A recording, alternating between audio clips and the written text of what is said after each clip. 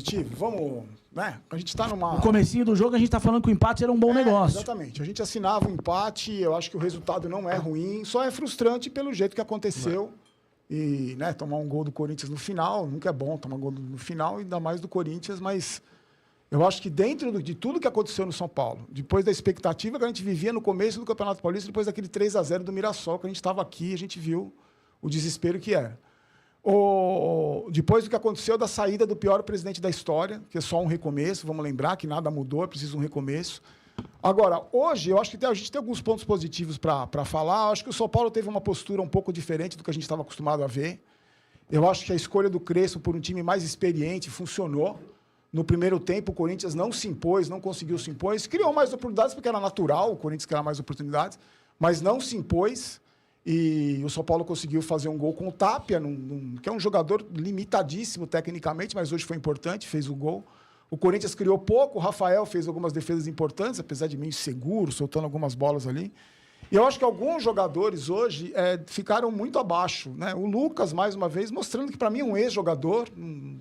Por mais que a gente acredite, por mais que a gente goste do Lucas, a gente tem um ex-jogador. Se fosse qualquer outro jogador, e se não fosse o Lucas, pelo que ele vem jogando, já não estaria mais no time, já teria sido negociado, já não estava mais.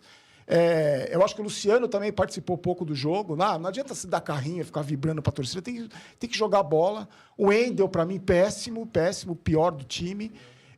O Arboleda começou o jogo inseguro, depois melhorou. O Alan Franco vinha bem, falhou no momento decisivo. Pablo Maia entrando mais uma vez, mostrando que não tem a mínima condição de vestir a camisa do São Paulo. E acho que vamos ver se o empresário dele vai falar alguma coisa agora, né? Vai comentar alguma coisa agora. E agora, pontos positivos, vamos falar dos pontos positivos. Acho que o Danielzinho foi o melhor nome do São Paulo, um dos melhores, não só pelo cruzamento para o Tapia, mas a organização que ele dá no meio de campo, né? Ele organiza bem o time, é um cara que não é afobado, que não é violento, que não é um cara que sabe cadenciar o jogo. Fez uma boa dupla de meio de campo com o Marcos Antônio. O São Paulo tomou o gol quando o Marcos Antônio saiu, né? Que também dá aquele espaço no meio de campo que o Pablo Maia não tem capacidade de cobrir. E acho que o Danielzinho foi o destaque, o Marcos Antônio também foi bem. Eu acho que esse menino, o Nicolas, entrou muito bem. Para mim, ele jogou 20 minutos, mais do que o Wendel jogou em toda a trajetória dele com a camisa do São Paulo. Para mim, só o que esse menino fez, porque não é só uma questão de ganhar dividido, é a postura. Então, a postura de não tremer a perna, a postura de não se intimidar, a postura de dar carrinho, de dar bicuda para lateral, isso é uma postura. E esse menino entrou, me surpreendeu. Eu fiquei preocupado da maneira com que ele entrou. Eu acho que o Mike fez uma partida fraca hoje, não gostei muito da atuação do Mike. Acho meio inseguro também. É moleque também, vai oscilar, a gente não pode exigir muito desses moleques da base que tem uma sequência, que produzam em alto nível. O Mike tem um menino promissor, mas hoje acho que ele teve um pouco abaixo. E o resto, eu acho que o São Paulo tem, nesse momento de transição, nesse momento de mudança, né, de expectativa de mudança, eu acho que o mais importante era não perder hoje. O mais importante era não ser humilhado hoje. O mais importante era não entrar com o time com aquela postura covarde, bunda mole que a gente viu. É que o São Paulo não tem, tecnicamente, não tem um time que vai segurar o resultado, que vai controlar o jogo. O São Paulo não controla o jogo se jogar contra nós. Aqui o São Paulo não controla o jogo. Mas isso é uma deficiência do elenco podre, que foi montado por esse presidente podre. Né? A gente também não pode esquecer disso. A gente não tem opção no banco de reserva. A gente tinha opção dos meninos da base, do Matheus Alves e outros meninos que poderiam render e ajudar mais, como o Nicolas ajudou, mas foram vendidos a preço de banana. As contratações altamente questionáveis desse presidente. Então, a gente ainda vai pagar o preço dessa gestão podre, da pior gestão da história. Eles vão pagar o preço por muito tempo ainda. Só que eu acho que o empate não é um resultado ruim. A frustração vem porque tomou um gol no final do jogo. Mas eu vou falar para vocês, do jeito que eu terminei o último jogo aqui contra o Mirassol, a sensação que eu tinha, a certeza que o São Paulo corria grande risco de ser rebaixado. Depois de tudo que aconteceu numa semana, com a vitória em cima do São Bernardo, com a saída do pior presidente da história, com a expectativa desse novo presidente, e um empate hoje na Neoquímica Arena, jogando de igual para igual contra o Corinthians, né? Porque a gente jogou de igual para igual, o Corinthians é um time limitado tecnicamente, mas a gente jogou de igual para igual com o Corinthians. Não vou falar para você que eu vou sair daqui feliz da vida, porque tomar um gol aos 45 não dá para ser feliz da vida, mas pelo menos, lá no fim do túnel, lá a gente vê uma luzinha, talvez seja, espero que não seja um trem, mas a gente vê uma luzinha, uma expectativa. Agora, está nas mãos desse presidente.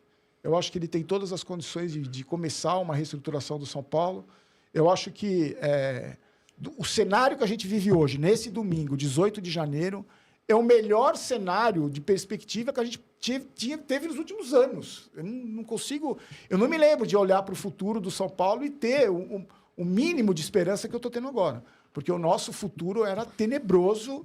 Eu não estou dizendo que vai ser campeão de tudo, não estou dizendo nada disso. Mas estou dizendo que uma previsão de futuro catastrófica com o time na segunda divisão do Paulista e do Brasileiro, que a gente teve certeza quando acabou o jogo contra o Mirassol, depois de tudo que aconteceu essa semana, eu acho que a gente tem uma expectativa de futuro boa. Agora, é preciso continuar cobrando.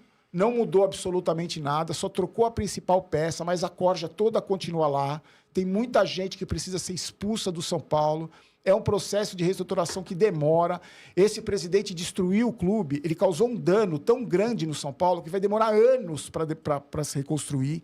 Então, não é um processo que a gente resolve de uma hora para outra. É um processo demorado, é um processo que tem que ter muito trabalho, profissionalismo, dedicação, cobrança da torcida, mas é um trabalho que vai levar tempo. Mas eu acho que dentro de tudo, se você me perguntasse antes do jogo, o Barolo vai ser 1-1 e vamos embora para casa, eu ia assinar feliz da vida com 1-1. Então, vamos ver agora, tem um clássico contra a Portuguesa no meio de semana, Palmeiras no final de semana, jogando fora de casa. A tabela não é fácil. Flamengo depois. E o Flamengo depois. Eu só queria que esse presidente pagasse o salário desses jogadores. Se eu pudesse pedir uma coisa hoje, é que ele pagasse o salário desses jogadores. Obrigado para todo mundo que colou com a gente. Obrigado pelos likes, pelas nossas metas, pela sua parceria, pela nossa companhia. Quarta-feira estaremos de novo aqui. E vamos juntos, independente de qualquer coisa. E vocês viram, né, que o Uruca era o presidente, né? O Uruca era o presidente. Não tem nada a ver com a rádio. Graças a Deus, esse cara não está mais lá. Se Deus quiser, não vai fazer mais parte. Enquanto, pelo menos, eu viver, esse ex-presidente não vai fazer parte mais da história do São Paulo.